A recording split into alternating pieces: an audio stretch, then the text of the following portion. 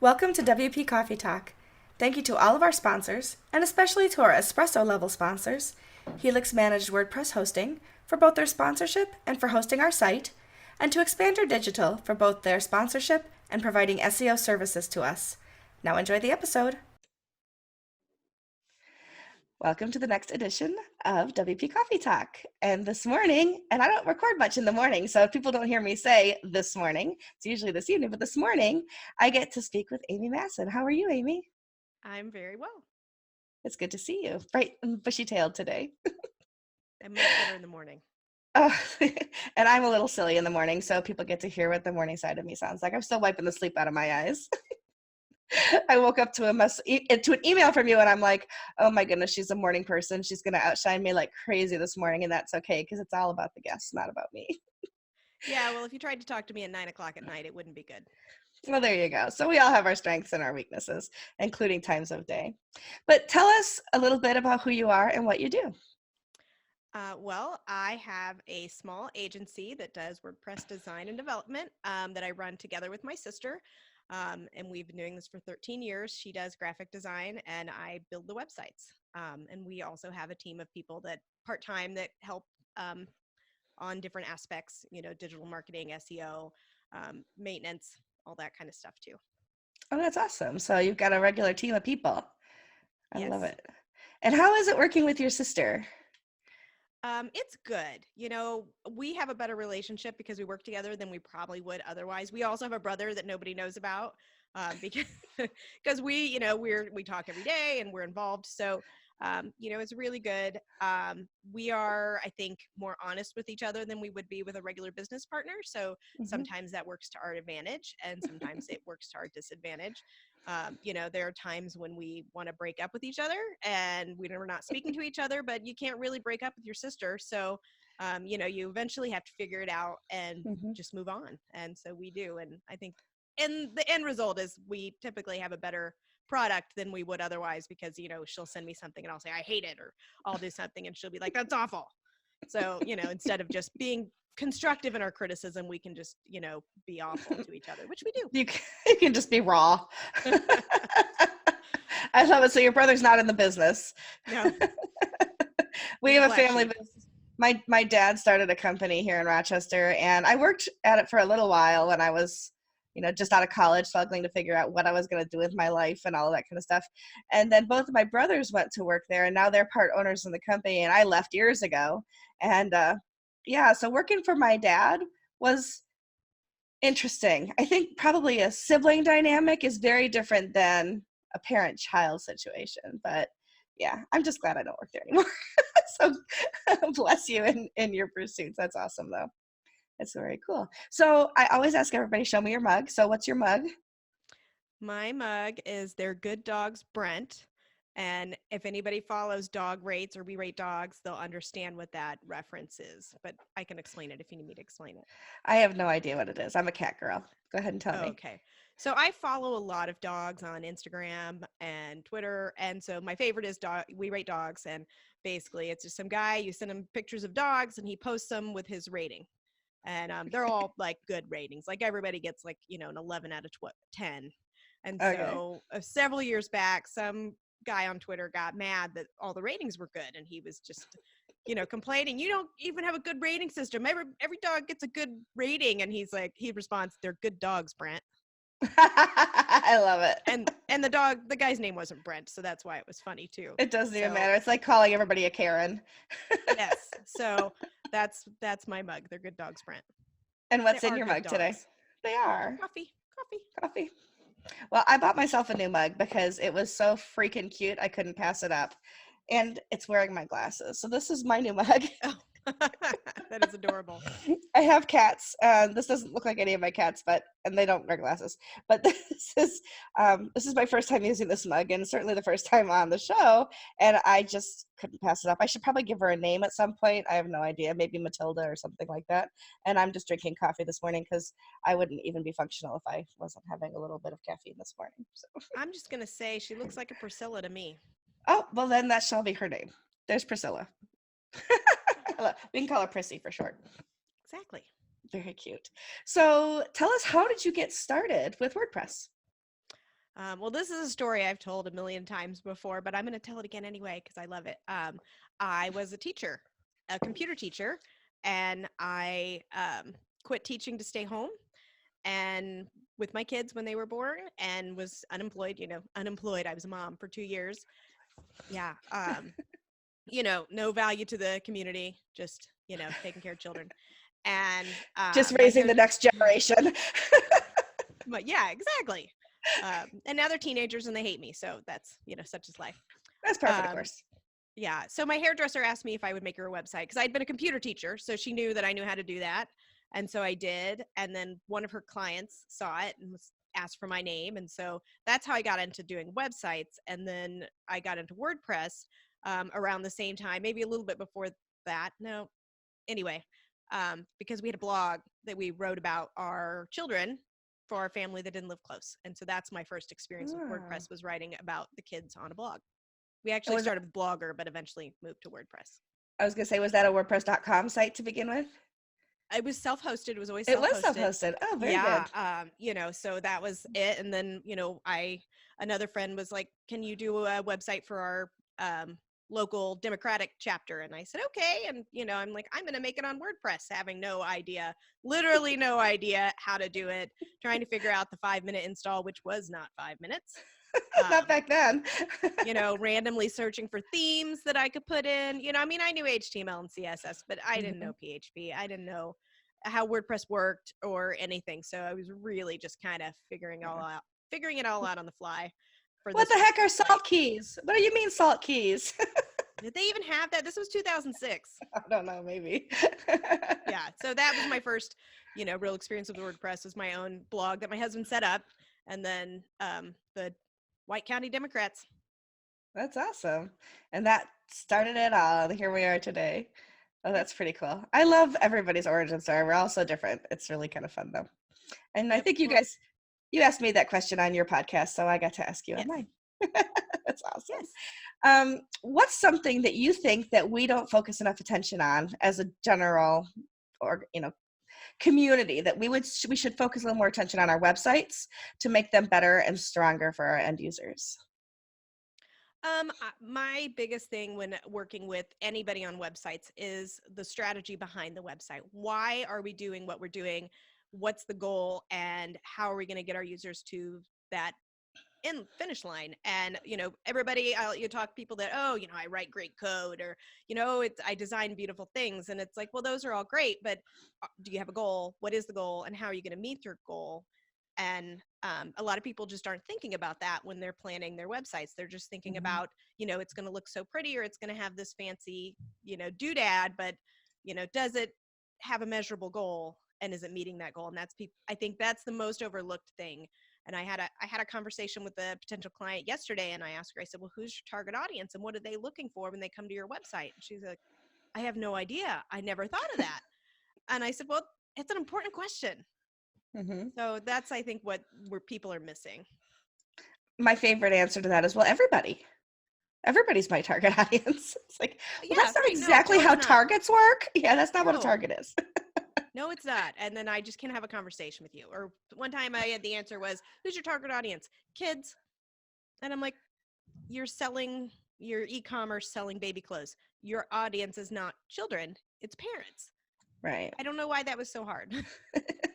What, a 9-month-old isn't going to buy my onesie? Unless if they don't have a credit card, they're not online shopping. So that's right. Think about this. Think this through. Yeah, absolutely. I think that's a great point. I mean, even it's a baby clothes. It's moms. Yes, dads are going to shop too, probably, but your target audience is moms. That's right. Absolutely. Because the dads are more the adjacent once in a while shoppers.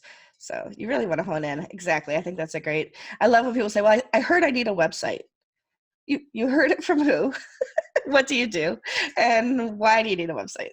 I just need an online business card. And I'm like, well, what's the point in that? Right. Yeah. Well, just make a Facebook page. Moving on. I mean, if that's all you need, make a Facebook page. But if you want something that's going to, convert, then let's talk about strategy. Exactly. I love that you do that. Now, your business, how did you name your business? Because I was looking at your site earlier. Well, if you watch our video, you will see the name, the origin of the name, but it's my Okay. sister is Susan and I am Amy. And so we just Okay. smushed our names together and came up with Sumi Designs. And I almost, it's 13 years later, we can't change it. I almost regret it because nobody understands it, and they're like, Sumi, do you want to be sued? So it's just our names smushed together. it's the it's kind of like a Brangelina kind of thing, right? Exactly. Exactly. There It's you a go. portmanteau. We like it. There you go. Um, what's something you wish that you had known earlier on in WordPress that you've learned since that might have made your job a little easier? I wish I would have known about the WordPress community. And I don't know when it became like a thing, like when people started getting together and meetups and all that stuff, because I didn't get introduced until 2013. I mean, like December 2013. So it was and I started in 2006. So there were a lot of years of just isolation in my office and, my home office. So you're just by yourself, and Twitter's kind of your only interaction with other humans. And I don't think that's really sustainable in the long run. Yeah, I agree. I think the community is one of the things that um, makes me keep coming back to, I mean, my whole life is around WordPress a lot of the time, as far as my business life and things like that. I don't go to the church of WordPress, but if there was one, I might think about it. Sunday morning, pull it up.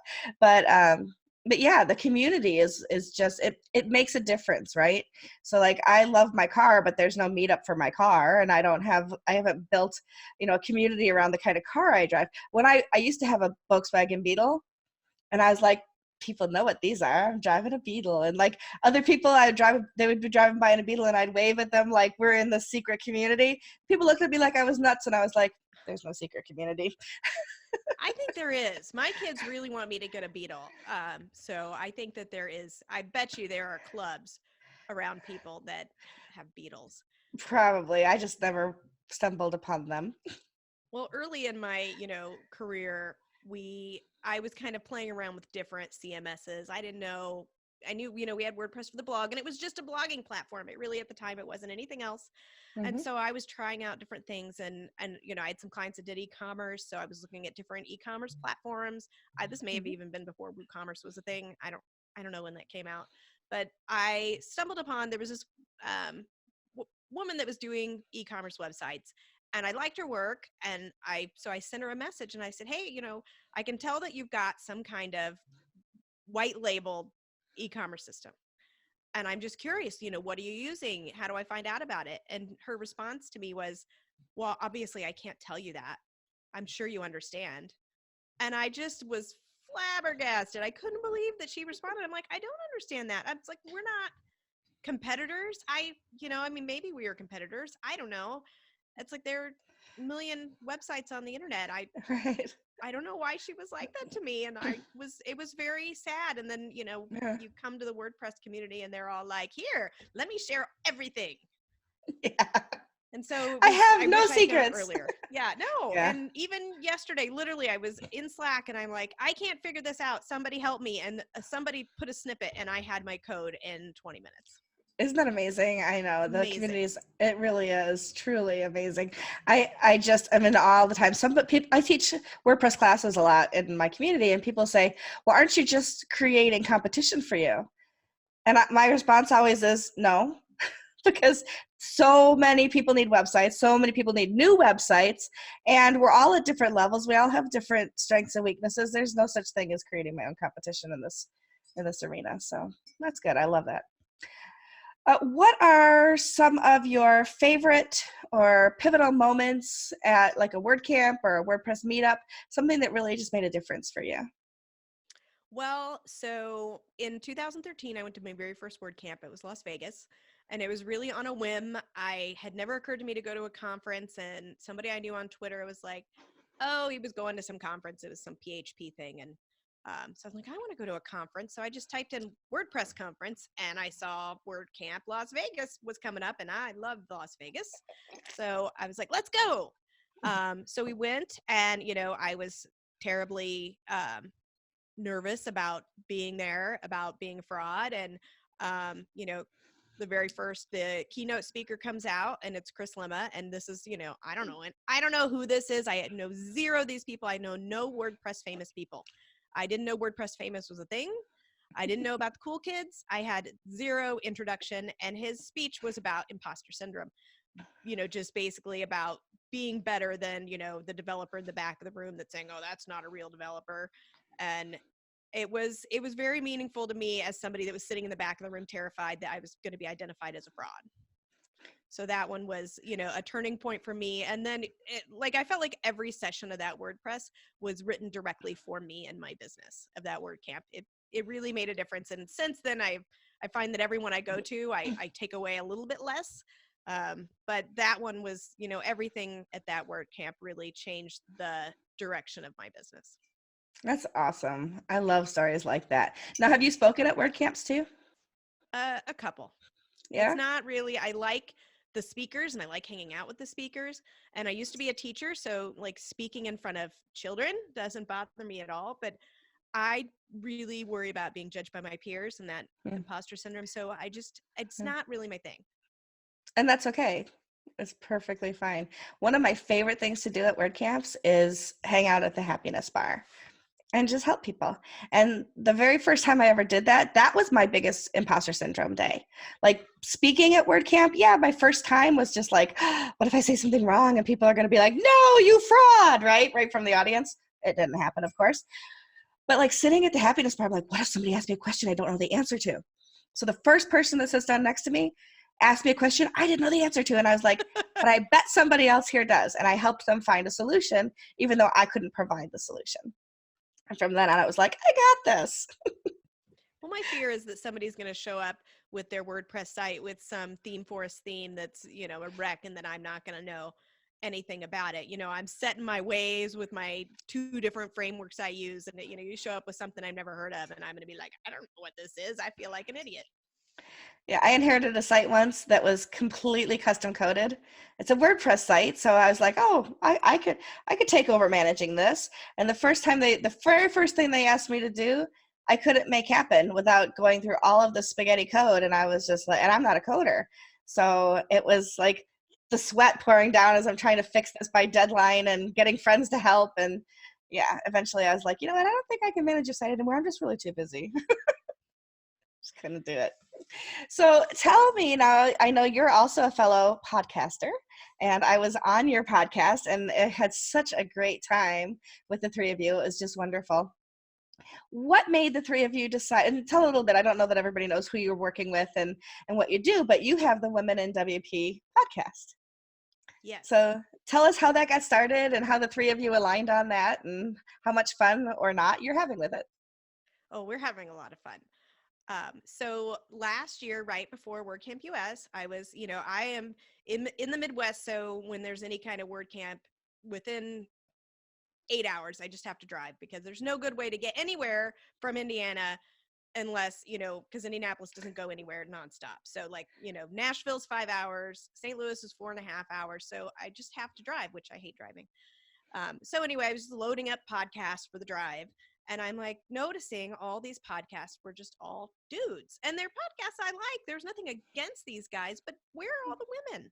And why aren't there women doing these podcasts? And, in the last few years, especially, I've become even more of a feminist and just really noticing when I'm being slighted as a woman and, why women aren't being treated equitably. And so I was like, I just threw out this tweet and I'm like, or no, well, first I went to WordCamp US and I was like, anybody interested in this? I was basically trying to get somebody to do it. I'm like, I have this idea. You should go start a podcast of, women in WordPress.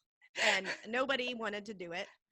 So then I got home and I kind of threw it out on Twitter thinking nobody's going to be interested in this. And, they'll just ignore it. I'll get 2 likes and then I can, go back to bed and I don't actually have to do this. And that's not what happened. There seemed to be some interest, judging by my response on Twitter. And so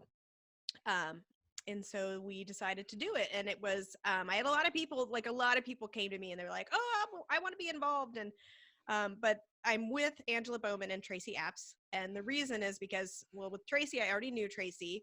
And with Angela, they had already had this idea. So they had the idea for a women podcast about WordPress years before I reinvented it. So I said, well, that makes sense since they already had this idea and I just stole it, that we should come together and do it together. So that's how we ended up together doing the podcast. I love it. And when I first, like every time you sit down with a guest on a podcast, the first few minutes, 5-10 minutes is kind of just getting to know each other real quick and kind of like laying down, this is how it's going to go down, this is how I do things. And I swear I laughed so much with you guys even before you started recording.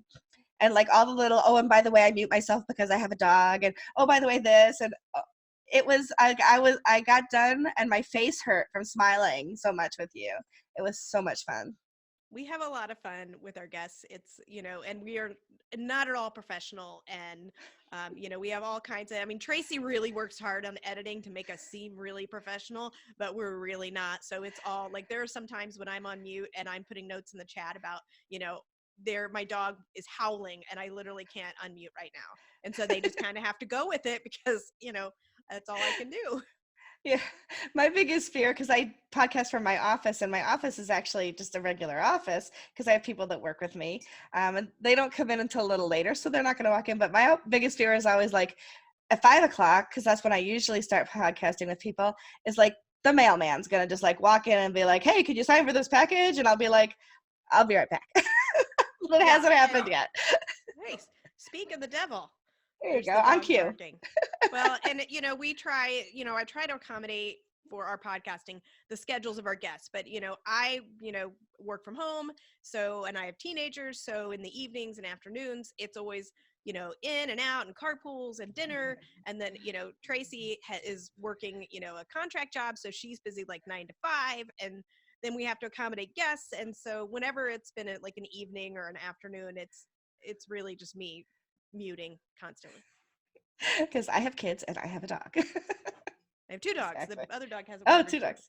Okay, not yet anyway. Not yet. That's awesome. So you've had how many episodes out? You've got quite a few now. I think we have had 17 that have gone out, and we have recorded 25 or 24 because awesome. episode 20 will be recorded at WordCamp US. So, Oh, cool. that one's not technically recorded yet, but yeah. So we are scheduled out through January. That's fantastic. I keep thinking about whether or not I should do something at WordCamp US, and maybe I'll talk to you offline and figure out how do you even make that happen, because it's like, I got to think about this one a little bit, but I think it could be a lot of fun. Yeah, because we're professionals, we haven't actually talked about it, how we're going to do it at all. But Tracy did it at WordCamp US or WordCamp Europe, and she just kind of set up shop, and people would stop in, and they would just do little short interviews, and then she is editor extraordinaire, so she splices it all together and pushes it out.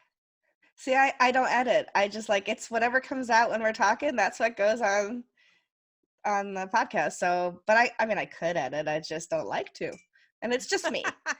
It's just me. I do it all. I'm the only person. I'm looking for an intern, desperately want an intern so I can have some sort of transcriptions of these. So I'm working on it, but yeah, we'll get there. We'll get there. So wouldn't it be kind of cool? I mean, ideas pop into my head, and feel free to go, okay, Michelle.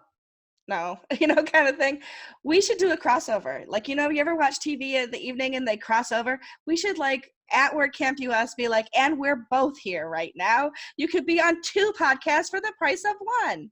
Yes. So maybe we can make that happen. We'll have to talk later. Will this go up before WordCamp US, or will this be after? You know what? I don't know. I have no schedule like you guys do.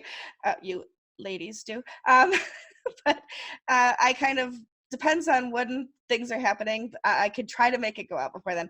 I actually have 67 recorded right now, and I just put out the 32nd one. So do you do every week? I do 2 or 3 a week. I put out 2 or 3 a week right now. Wow. Okay. So we only do one every other week. So it's too much. Doing a weekly, we decided early on was just something we couldn't commit to. Yeah, so like I committed to 1 a week, and then like people came out of the woodwork, and I didn't want to put them off, and so I've got like 2 years worth of podcasts recorded at some point, and then I go, maybe I'll start putting out 3 a week, just and I know people are like, I can't keep up. I'm like, but they're just gonna sit there. I mean, you don't have to keep up. You'll catch up eventually. 9 hours of driving coming up here for WordCamp US, so I'm stockpiling all my podcasts for the drive to and from. There you go. Very cool. It's just fun. They're a lot of fun to do, and I really enjoy meeting people this way. So Anything you want to talk about your business now that we've talked about the podcast too? Like, how do you acquire clients? People often ask me that question. How do I find clients? Well, I would say, it used to be back in the old days, anybody you talk to in this industry, oh, referral, word of mouth. And then in 2013, after that Las Vegas word camp, we started blogging like with regularity. In fact, we did a little experiment just to blog every single day to see what would happen. Mm-hmm. And what happened is that people started finding us organically in the search engines, and it really paid off. So I would say we're about half referral and half Google search. That's amazing. Good for you. Yeah, I'd have to really dig down into, all the people that actually inquire. We get a lot of inquiries, but a lot of them are just tire kickers. So, Yeah. the people that actually hire us, are they referrals or are from Google? But we get them from both. That's awesome. My favorite when I was freelancing, when I had my own agency of one, which I guess is technically freelancing. Agency. If you're a registered LLC, then it's an agency. That's true. I was registered LLC. My favorite thing was when people would call me. I mean, it was nerve-wracking at first, and ask me, "Well, how much do you charge?" And it's like, well, that's that's not a fair question to ask somebody how much do you charge, because I don't know what you need as far as a website. And I learned very quickly that the people who were not going to be my clients use certain words, just and only. I only need 3 pages. It's just a brochure site, because those people, I would quote a smaller price and they would be the biggest needs, and I'd end up with 50 pages. And so I learned very quickly that every inquiry was not my customer. And Yeah. that's a hard lesson to learn, isn't it? Oh, right. Right. And, I actually about a year ago changed my inquiry form to make people put in a price, because it's, I would say 70% of the ones coming in, were just garbage. So this way, the people that just don't have any kind of budget are immediately put off. And we actually offer a low cost option where, we give them the Studio Press catalog. We're like, here, pick a Genesis theme. We will install it and we will put in your content, because people do need websites that don't have thousands of dollars. And I don't want Mm-hmm. to just turn everybody away because they don't have, there are a lot of good, organizations and things that need some help, and they don't know how to get started. Because even Yeah. installing a theme and setting up your widgets can be really confusing. So we do offer this low cost package. And yesterday I was talking to somebody, and they were like, oh, well, we only need this or that. And I said, well, and I was kind of walking them through the 2 different options. And she's like, well, I just don't see the difference. So I sent her 4 links to custom sites and 4 links to these sites with the Studio Press themes. And her immediate response when she responded, she's like, I totally see the difference. And she's like, I want to stay on these other sites longer. They're better. They're more engaging. And I said, it's the difference between designing a site with a strategy and putting your content into a template. It's just different. Yep. And Yeah. these are nice premium themes. The Genesis stuff are good, but Yeah. it's not, designed to convert. Yeah. That's a great way to define it too. Not designed to convert. I think you are brilliant in the way that you're doing things, and I think that's really exciting. Thank you. Can we move into the rapid fire? Sure. These are my favorite parts. Okay. Okay. So, as I always say to people, I ask them rapidly. They're not really rapid fire questions. Take as much time as you need to answer them.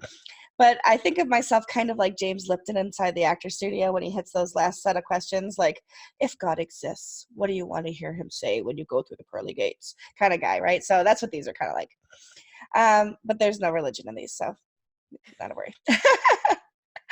What are 2 or 3 must-have plugins that you would recommend to somebody building their own site or starting out in the business?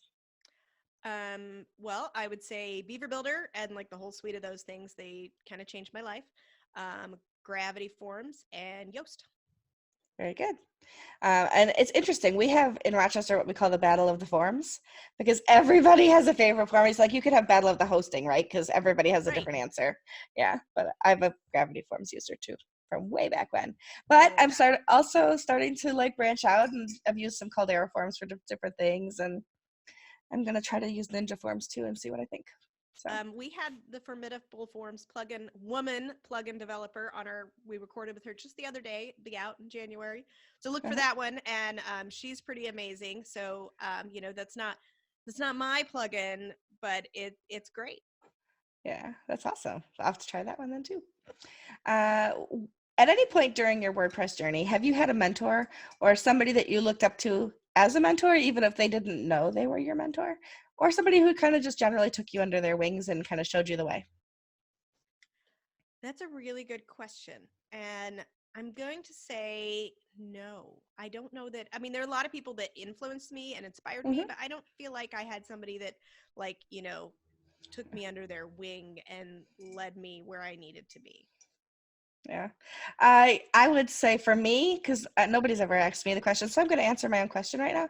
I don't think I had any one mentor either, but like you said, there are people that, like, there was a guy who in my origin story that I told you before on your podcast, like, if you come over and make dinner for the kids, I'll show you how to install a WordPress website. Like, that was my first mentoring type experience, but that was a one-off. That was like one night. That was it. Every once in a while, he'd answer a quick question kind of thing.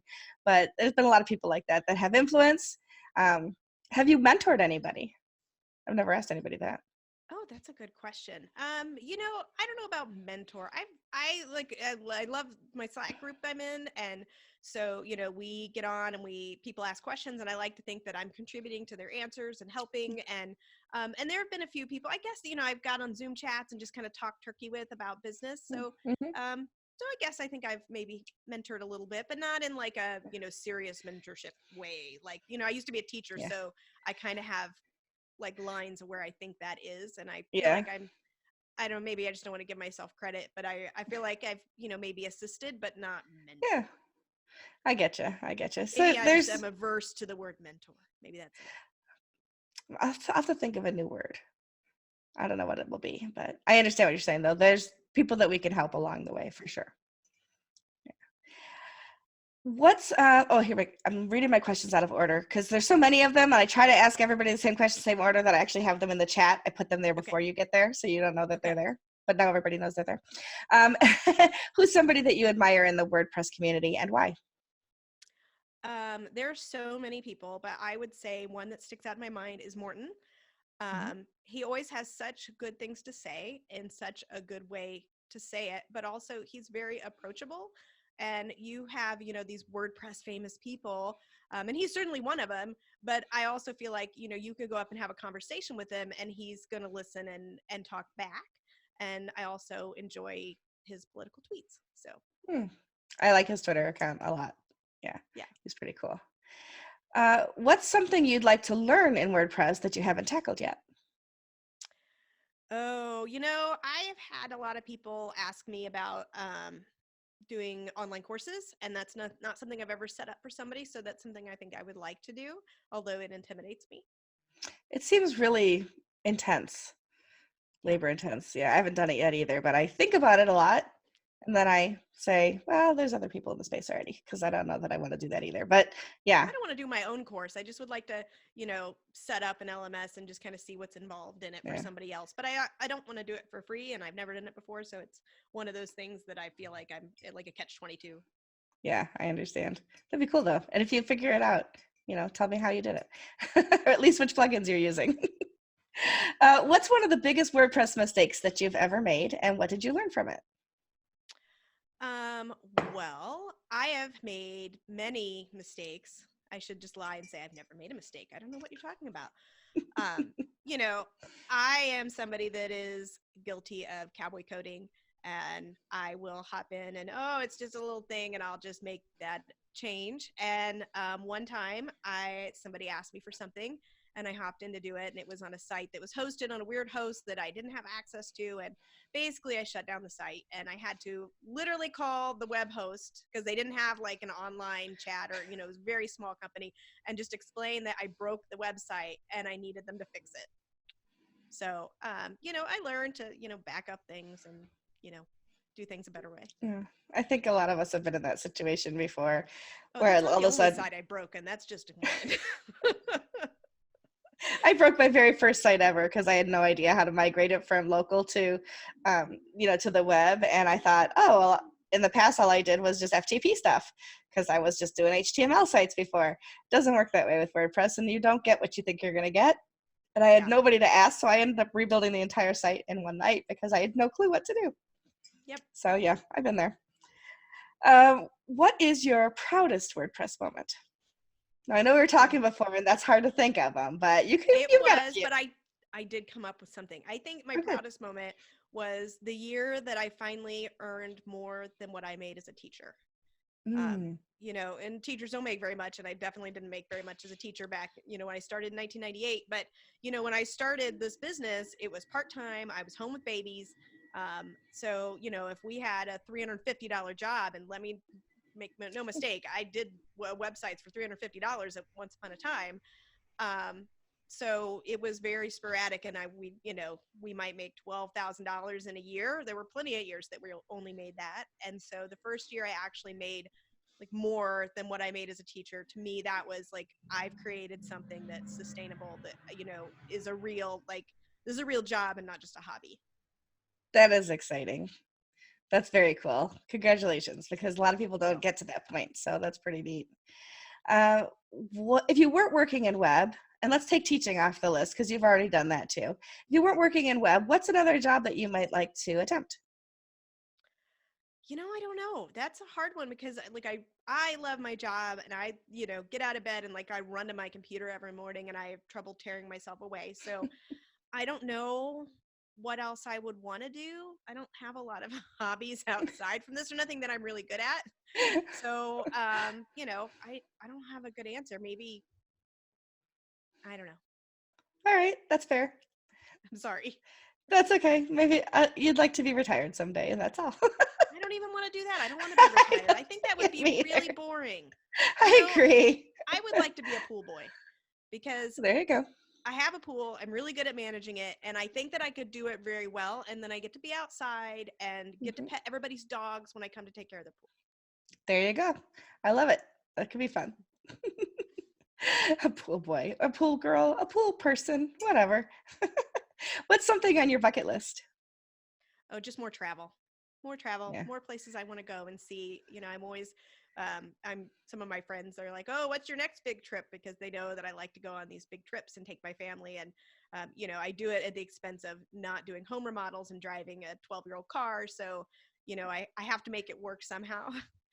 But I just always want to go on big trips. Where's some place you'd like to visit? Well, on the schedule for next year is Porto for WordCamp Europe. And then we're Mm-hmm. also going to maybe wander on over into Spain. So those are Oh, a couple on my list. I would love to go to Greece, basically all over Europe, Australia, Japan, China. I mean, you name a place, I want to go there. that's awesome. Now, do you speak another language? I don't. I'm really bad at, unless you're talking about HTML, I speak no other languages. I I've took been, 4 years of Spanish in high school, and I get yeah. on Duolingo, and it reminds me how to ask for a cheeseburger, which I'm never going to ask for. So it hasn't been super useful, but no. Un hamburguesa, por favor. De I've been, queso. so that's right. I've Una been on, hamburguesa de queso, por favor. I'm never going to order a cheeseburger in Spain. Come on. I love it. I started using Duolingo 3 weeks ago to try to teach myself Spanish, and I'm doing pretty good actually. I try to do an hour a day, which is a lot, Oh, that's a you know. lot. But every time it's like they want you to order a hamburger. They say hamburger made of fish. An Yeah, the fish burger. Who's the fish ordering a fish burger. burger? And I have a friend in Spain, and I'll do these things. And the only reason I'm doing Duolingo is because I had this 4 years of high school Spanish. So Right. there's something in me that I figure I can, just revive enough to get me through Spain. And I Right. send her these questions. I'm like, do people eat fish burgers in Spain? And she's like, I think you might have a different like country. Because no, they Un, don't. un hamburguesa de pescada. Like, Yeah. what? Makes no sense. And it But has it's, yet to teach me how to order wine, so it's just not doing its job. I know, right? I mean, I can order a glass, but I need a bottle. Thank you very much. Um, Yeah. show us or tell us about one of your hidden talents that we in the WordPress community might not know that you know or do. Well, I was a competitive jump roper back in the Oh, day, and I don't have a jump rope on me, but if I did, I could still whip out some jump rope tricks. I can do double dutch. And I was also kind of a gymnast, not a great one, but I could do some gymnastics in my jump roping. that is very cool. It's And a random fact. yeah, but it's kind of a neat random fact that nobody else has, brought forth on the show before. When you do competitive jump roping, it's like, it's just going to sound really stupid because I don't know anything about it. Like, do you do like Miss Mary had a baby kind of stuff in your head, or is it just jumping? No, I I should mean, say so just. there are different divisions and different competitions. So there's like speed jumping, and then there's like singles and doubles and double Dutch. And so it's all about, you have routines, and, you have to, if you're doing double Dutch and you're doing doubles, so that's 4 people that have to work together on this whole like freestyle routine that you have to, do without messing up, and also, be better than what the other people are doing. So there's a lot of different layers to it. And, I haven't done it in a million years, but I still follow my original team on Facebook, and so when they're doing stuff, I see videos, and I'm like, oh, they're so much better than we were. It's like when you watch Olympic footage from like 1960 versus 2000 and whatever, and like they do one little flip and everybody's like 10, and now they're doing like 5 turns in the air and everything. It's like craziness. Exactly. Crazy. There's a good blog post for you though. I mean, how double Dutch leads to life skills. I mean, come on. Yeah. I can't wait to read it. You got to write that one. Anything else you'd like to talk about today before we wrap up? Anything that's like, she didn't ask me this and I would love to talk about it? I don't know.